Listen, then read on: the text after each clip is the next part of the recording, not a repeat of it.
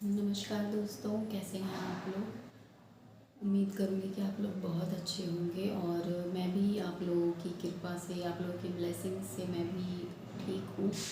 और बहुत मुश्किल से मैं ये दर्द से उभर पाई हूँ जो मैं आप लोगों के साथ शेयर करने जा रही हूँ कि ये क्या हुआ था। मेरी वीडियोस भी आप लोगों ने देखा होगा कि बहुत टाइम पहले बंद हो चुकी थी, मैंने वीडियोस नहीं बनाई क्योंकि इस दर्द से उभरने में मुझे बहुत ज़्यादा वक्त लगा है। मैं अभी तक भी इस दर्द से उभर नहीं पाई हूँ।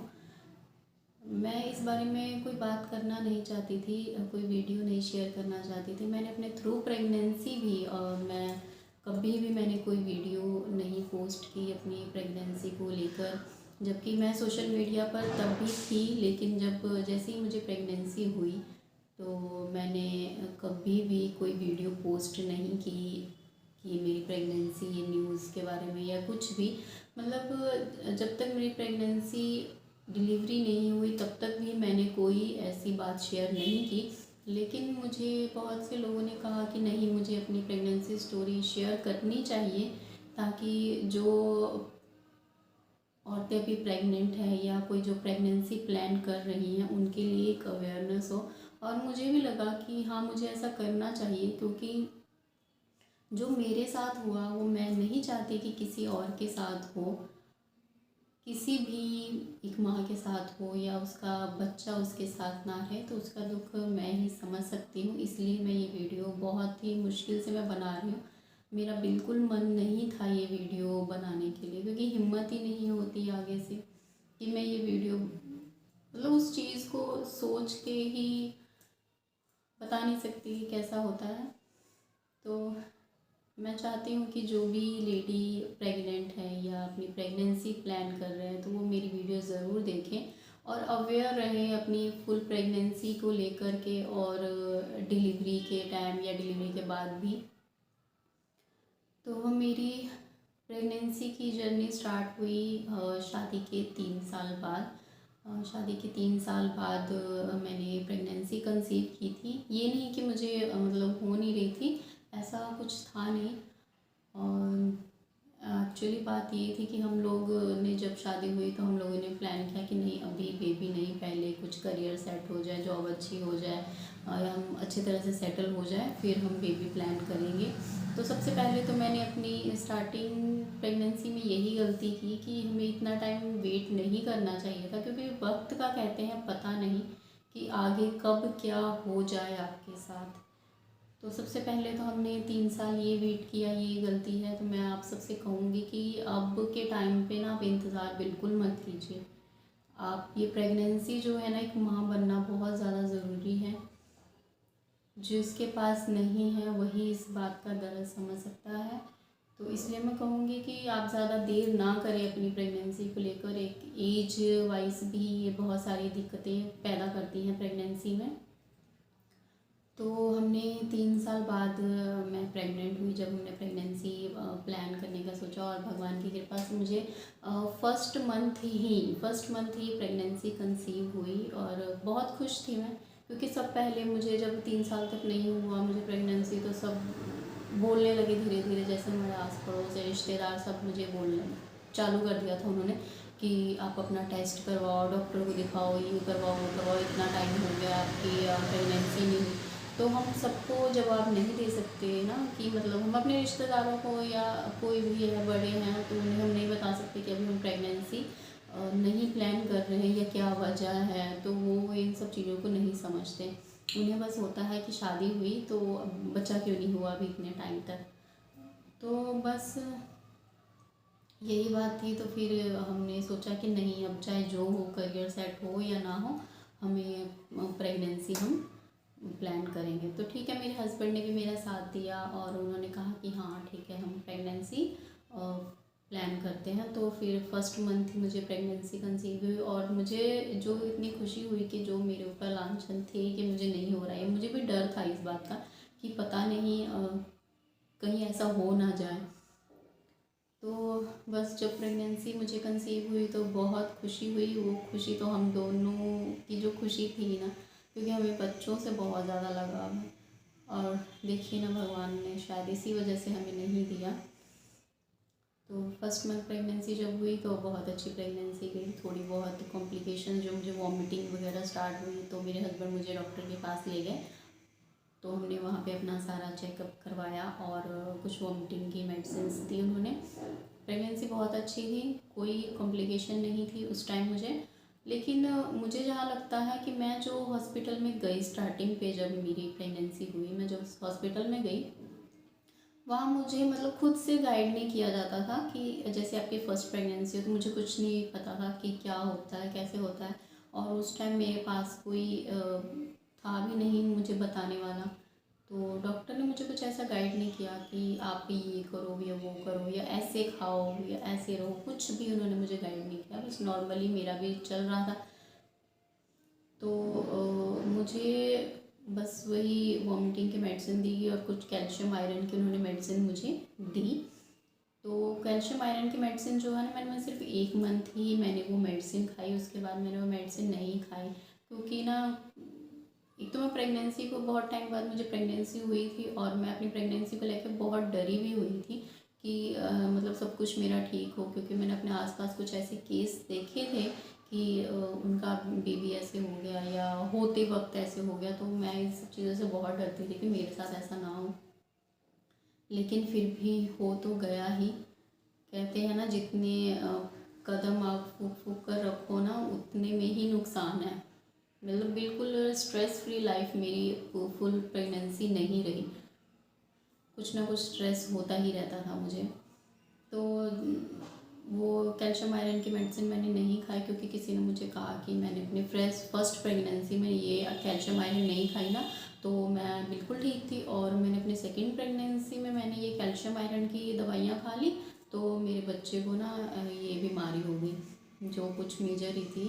तो उसके बारे में अभी मैं ज़्यादा शेयर नहीं करना चाहती। तो इस वजह से उन्होंने भी मुझे डरा दिया और फिर मैंने क्या किया, मैंने वो कैल्शियम आयरन खाना बंद कर दिया। मैंने 1 मंथ सिर्फ कैल्शियम आयरन की गोलियाँ खाई।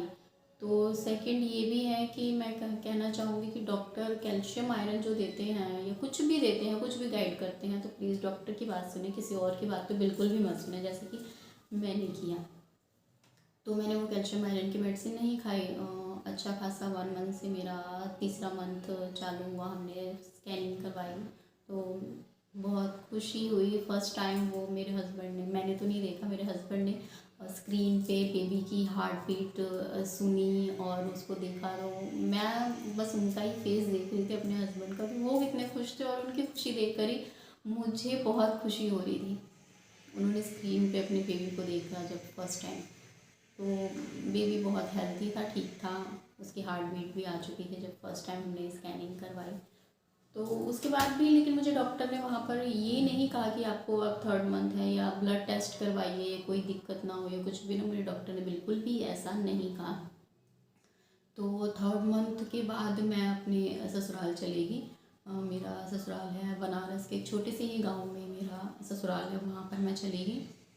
तो मुझे ये था कि यहाँ पर तो मुझे कोई देखने वाला नहीं, कोई गाइड करने वाला नहीं। वहाँ पर मेरे सास ससुर सब हैं, आस पड़ोस में जो भी हैं सो मुझे गाइड करेंगे कि प्रेगनेंसी थ्रू क्या करना चाहिए, कैसे उठना बैठना चाहिए, सब चीज़। तो मैं वहाँ पर चली गई। तो वहाँ पर मैं कुछ टाइम मुझे ना दिक्कत शुरू हुई। जैसे मैं उठती बैठती थी ना तो मेरे पेट में थोड़ी सी दर्द सी होती थी। तो फिर हम गए डॉक्टर के पास, हमने आशा जो होती हैं आशा वर्कर, उनसे हमने संपर्क किया। तो वो मुझे मेरे ही गांव के सरकारी हॉस्पिटल में ले गए। वहाँ पर उन्होंने चेकअप किया, मेरा हाथ से ही चेकअप किया, मतलब पेट पे जो भी होता है। तो उन्होंने कहा कि नहीं बच्चा ठीक है, अगर आपको दर्द ऐसे होती है तो आप एक ब्लड टेस्ट करवा लीजिए। ब्लड टेस्ट करवाया आपने? तो मैंने कहा नहीं, मैंने नहीं ब्लड टेस्ट नहीं करवाया, मुझे डॉक्टर ने कहा भी नहीं। तो उन्होंने कहा कि नहीं ब्लड टेस्ट करवाइए, इसमें ब्लड टेस्ट बहुत ज़रूरी होता है और आप ज़्यादा सीढ़ियाँ ना चढ़ें।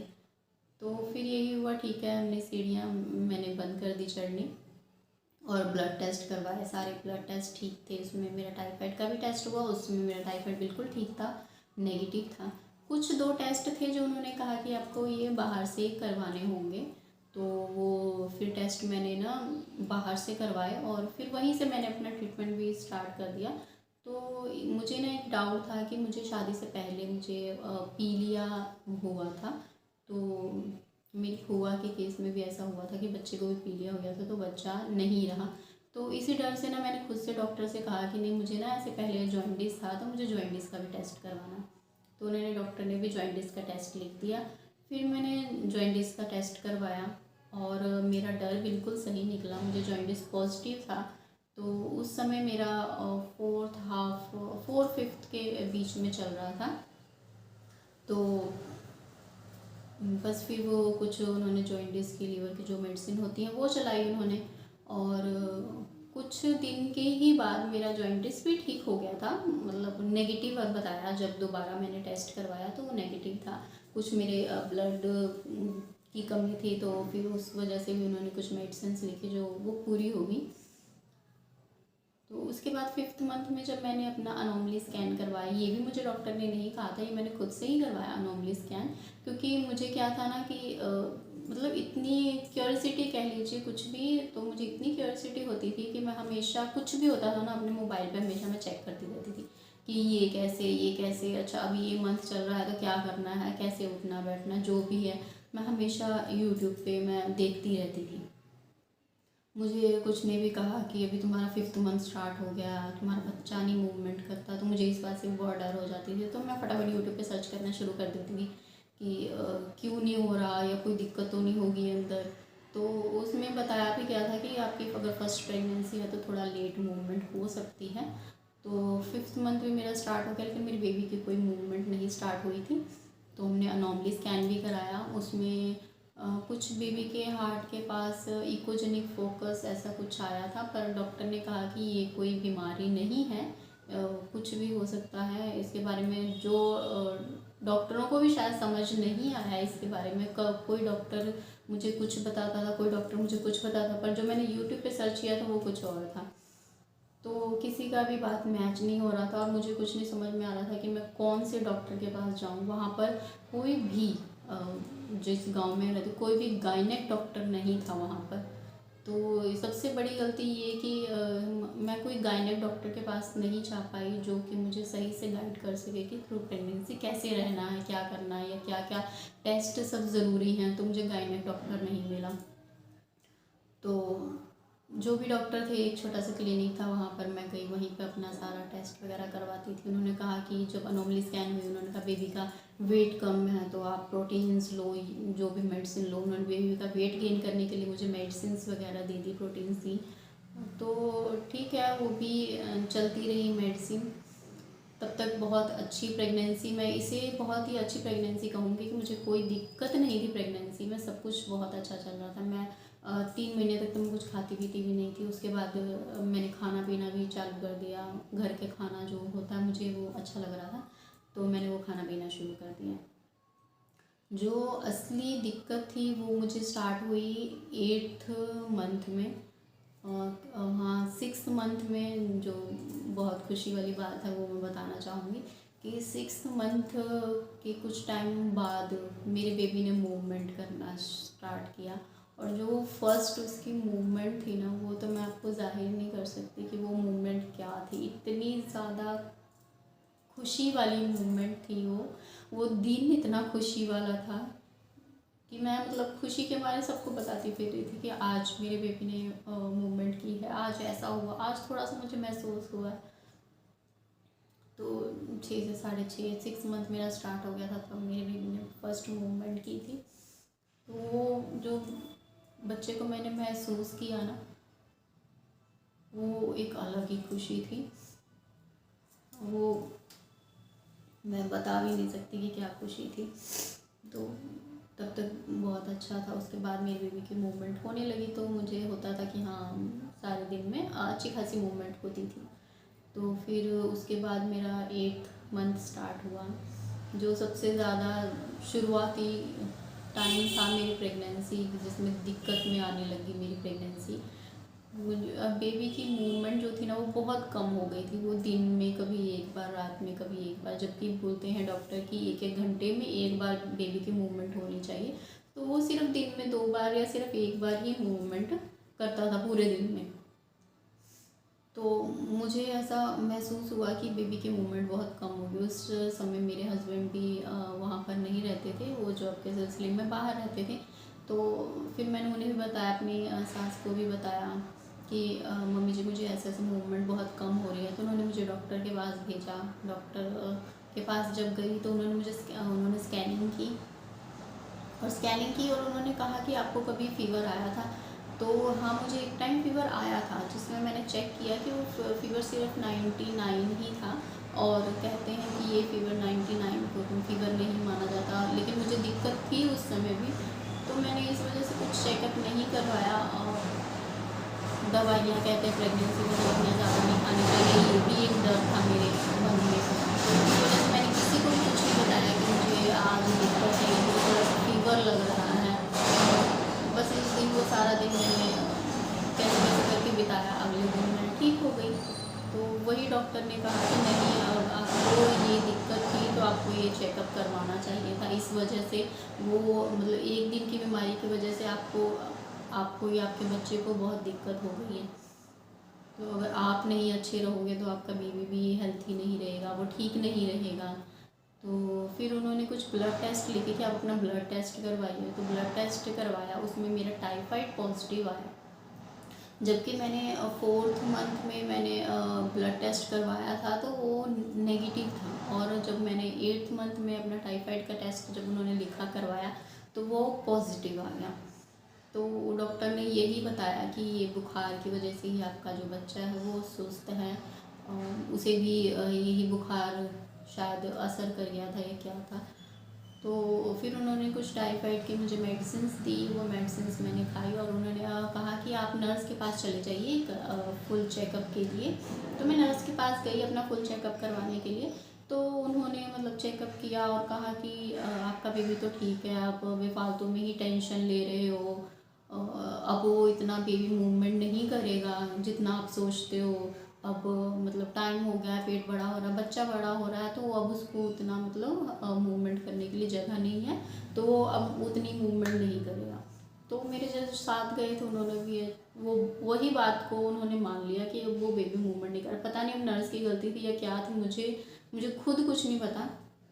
अभी तक भी मुझे समझ में नहीं आता कि पता नहीं असल में आखिर दिक्कत हुई क्या थी।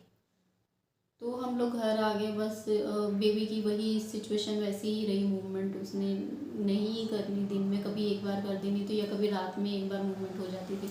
तो मैं वेट करती रहती थी कि कब मूवमेंट होगी उसकी, कब मूवमेंट होगी। सारा दिन कभी नहीं हुई तो कभी रात में हुई, या रात में हुई तो फिर दिन में नहीं हुई, ऐसे ही चलता रहा। तो वो टाइफाइड की मेडिसिन्स भी मैंने खाई। जब मेडिसिन्स बंद हो गई तो फिर मैं डॉक्टर के पास गई, दूसरे डॉक्टर के पास जहाँ से मैं अपना पहले से ही ट्रीटमेंट ले रही थी।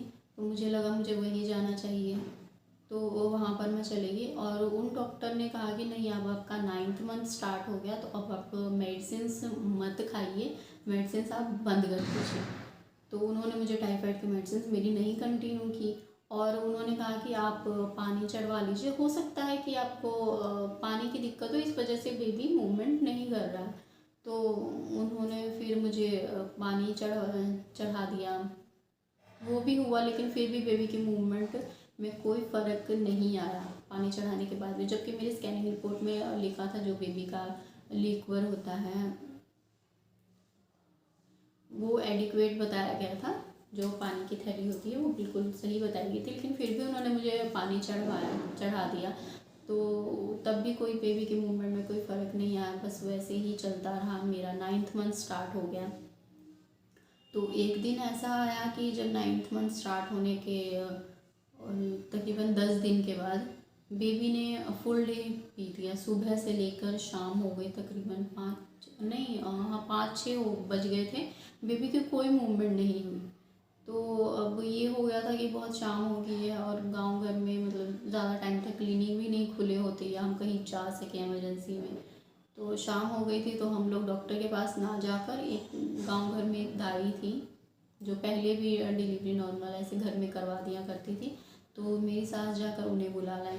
और उन्होंने ना तेल से मेरे पेट में कुछ मालिश की। कुछ समय तक उन्होंने बताया कि हाँ ये बेबी है, ठीक है बच्चा, ऐसे वैसे उन्होंने सब कुछ बताया। और जब वो चली गई, उनके जाने के कुछ ही मिनट के बाद मेरे बेबी ने 5-6 बार मूवमेंट करना शुरू कर दी, तुरंत तुरंत ही। वो मतलब जैसे पैर हाथ मारना शुरू कर दिया उसने। तो बस मैं बहुत इतने में ही खुश हो गई कि मेरी बेबी ने अच्छा पूरे दिन से मूवमेंट नहीं की थी, रात से नहीं की थी, तो अब मेरे बेबी ने मूवमेंट करनी शुरू कर दी है। मैंने कहा भी उनसे कि हाँ मतलब देखिए मेरा बेबी अब मूवमेंट कर रहा है, मेरा बेबी ठीक है। तो बस वही मूवमेंट हुई। फिर उसके बाद अगला दिन बीता, कोई मूवमेंट फिर दोबारा हुई नहीं। मेरी तबीयत भी अगले दिन कुछ मुझे ख़राब सी लगने लगी, जैसा घबराहट सा, अजीब सा, पेट में हल्का वजन जैसा लग रहा है, जैसे लगा पेट में कुछ मेरे है नहीं। तो कुछ खाने का मन नहीं किया। पूरा दिन फिर बीता, मुझे वेट था कि अच्छा कल शाम को तो किया था तो मेरा बेबी ठीक है, अब फिर हो सकता है शाम को करेगा, क्योंकि वो पूरे दिन में तो एक बार ही मूवमेंट करता था। तो फिर मैंने वेट किया, शाम तक नहीं हुआ। फिर हम लोगों ने कहा कि नहीं हम कहीं और हॉस्पिटल में जाते हैं, यहाँ से नहीं ठीक हो रहा बेबी, तो हम कहीं और हॉस्पिटल में जाते हैं। ऐसे ही हुआ, हम लोग सुबह किसी और हॉस्पिटल में चले गए। वहाँ पर जब डॉक्टर ने बेबी का हार्ट बीट चेक करना शुरू किया तो बेबी की हार्ट बीट नहीं आ रही थी उस समय।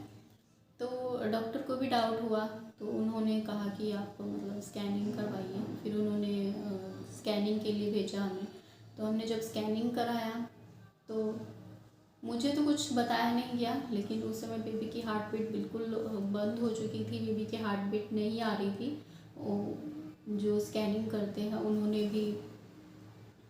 भी बताया कि जो बेबी नहीं है। खैर मुझे नहीं बताया उन्होंने, उस समय तक मुझे कुछ भी नहीं पता था। मैं सिर्फ यही मतलब सोच रही थी कि हाँ दिक्कत क्या है, दिक्कत क्या है, बस मेरे मन में यही था कि बच्चे को दिक्कत क्या है। पर ये बात बिल्कुल भी मन में नहीं आई थी कि वो हो सकता है मेरा बच्चा नहीं है। तो बस डॉक्टर ने जब रिपोर्ट मेरे हस्बैंड के हाथ में दी और उन्होंने मुझे बिल्कुल भी कुछ नहीं बताया, और मैंने रिपोर्ट मुझे इन्होंने देखने तक भी नहीं दी कि रिपोर्ट में क्या है क्या नहीं है। बस इन्होंने अपने आप ही डॉक्टर से बात की। डॉक्टर ने कहा कि मतलब ऑपरेशन करके बच्चे को निकालना होगा। तो इन्होंने भी मुझे कहा कि नहीं बेबी अंदर तकलीफ में है, तो ऑपरेशन करके बेबी को सेफ निकालेंगे ये लोग। मुझे लगता था कि नहीं ये लोग डॉक्टर जो प्राइवेट हॉस्पिटल वाले होते हैं ना, वो ऐसे ही ऑपरेशन करके बेबी निकाल देते, नॉर्मल का रिस्क ही नहीं लेते सिर्फ पैसे बनाने के चलते। तो मैं ऑपरेशन करवाने के लिए मैं बिल्कुल तैयार नहीं थी। मेरे घर वाले सब मतलब पूरे गांव के लोग ही आधे आ चुके थे वहाँ पर। तो मुझे भी ऐसा डाउट होने लग गया था कि ये ऐसा क्यों, मतलब इतने लोग क्यों आ गए हैं यहाँ पर हॉस्पिटल में मुझे देखने के लिए। लेकिन सबको पता था और सिर्फ मुझे नहीं पता था कि मेरे बेबी के साथ ऐसा हो गया है।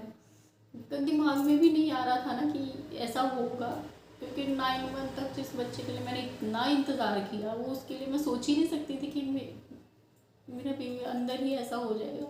बस कुछ दिन की तो बात थी, सिर्फ 10 दिन, कि मुझे 1 हफ्ता बाद की ही डेट में स्कैनिंग पर दी हुई थी मेरी डिलीवरी की। बस मैं तो इंतज़ार कर रही थी कि आज कल बस मेरा बेबी हो जाएगा, मेरा बेबी मेरे हाथ में आ जाएगा। लेकिन ये बात तो दिमाग में ही नहीं थी कि बेबी को हाथ में लेना तो दूर, देखना भी नसीब नहीं होगा। तो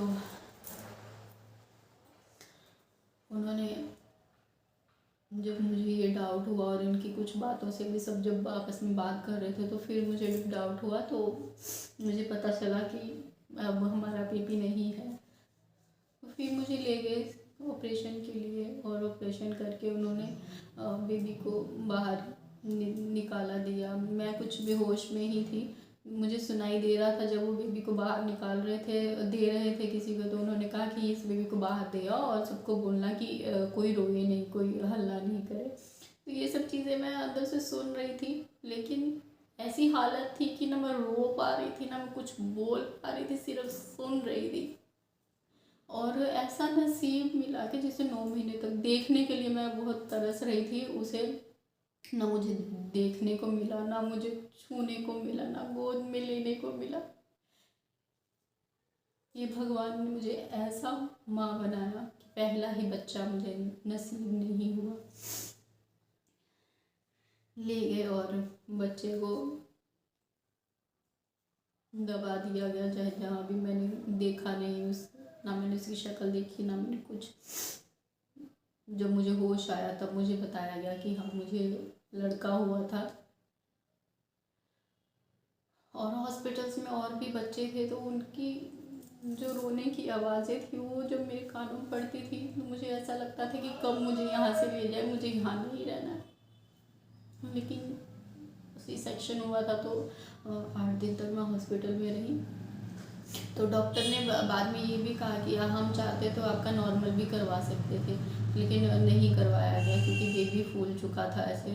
तो मुझे ऐसे ये भी लगता है कि ना डॉक्टर्स का ये था कि उन्होंने नॉर्मल बिल्कुल करवाने की कोशिश ही नहीं की। अगर नॉर्मल हुआ होता तो आज शायद मैं फिर से माँ बन सकती थी, लेकिन अभी ऑपरेशन की वजह से मुझे कुछ टाइम का गैप रखना पड़ेगा ताकि आगे चल के बेबी को कोई दिक्कत ना हो। अभी सारी ट्रीटमेंट्स दोबारा से मुझे करवानी होंगी। तो ये भी मैं कहूँगी कि पहले एक अच्छे से सलाह लें, जबकि मुझे कोई दिक्कत नहीं थी। मेरा बेबी उस दिन ऐसा हो भी गया था लेकिन तब भी मैं कोई दिक्कत में नहीं थी। मैं बहुत अच्छी, सुबह मैंने सारा काम किया घर का, फिर मैं डॉक्टर के पास गई और मैं अच्छी भली चल फिर भी रही थी। फिर भी डॉक्टर ने बिल्कुल कहा कि नहीं, अगर आप अभी ऑपरेशन नहीं करवाओगे तो कुछ भी हो सकता है, आपकी जान को खतरा हो सकती है। वो बहुत तरह की उन्होंने बातें कही और डरा के उन्होंने ऑपरेशन कर दिया। जबकि बाद में सुनने में आया कि हाँ, ऐसे भी बच्चे नॉर्मल होते हैं, नॉर्मल डिलीवरी होती है उनकी और कोई बिना रिस्क के होती है। तो ये सब चीज़ें पहले मुझे भी नहीं पता थी कि ऐसी डिलीवरी नॉर्मल होती है, सब बाद में मुझे पता चलने लगी। तो बस आखिर में यही कहूँगी कि ये जो गलतियाँ मैंने की है ना, अगर आप अपनी प्रेगनेंसी में बिल्कुल भी मत कीजिएगा। डॉक्टर तो सिर्फ एक ही रखिए और गांव घर की किसी भी दाई पर तो बिल्कुल भी भरोसा मत कीजिए। खुद से अवेयर रहिए, अपने सारे टेस्ट खुद से देखिए कि हम मुझे अपने थ्रू प्रेगनेंसी में क्या क्या करना है, कौन से डॉक्टर से मिलना है, अच्छे गायनेक डॉक्टर से मिलना। और एक ही डॉक्टर को आप रखिए ताकि वो आपकी शुरू से आपकी केस को स्टडी कर सके और अच्छे से आपका ट्रीटमेंट कर सके, आपको कोई दिक्कत ना हो, कि बेबी को कोई दिक्कत ना हो। मुझे ये भी परेशानी नहीं है कि मेरा सी सेक्शन हुआ, बस मुझे ये है कि मेरा बेबी भी नहीं है और मेरा सी सेक्शन भी हुआ है। तो ये सब चीज़ें मुझे बहुत खलती हैं कि मैंने क्यों ऐसी गलतियाँ की, मैंने क्यों इतनी लापरवाही की, इतना अवेयर होने के बाद भी मुझसे लापरवाही हुई। ये तो मुझे चीज़ें मतलब हटती ही नहीं है मेरे दिमाग से। तो बस यही कहूँगी, आप लोगों से हाथ जोड़कर कहूँगी कि प्लीज़ ये सब गलतियाँ आप लोग बिल्कुल मत कीजिएगा। अपनी थ्रू प्रेगनेंसी बहुत ही अवेयर रहिएगा। और ये वीडियो सिर्फ आप सबके लिए ही मैं बड़ी हिम्मत से बना रही हूँ। तो बस बहुत बहुत धन्यवाद आपका ये वीडियो देखने के लिए। और आप लोगों की प्रेगनेंसी बहुत अच्छी हो। मैं यही दुआ करती हूँ भगवान से कि हर माँ को उसका बच्चा सही सलामत मिले और अच्छी प्रेगनेंसी जाए उनकी। Thank you so much.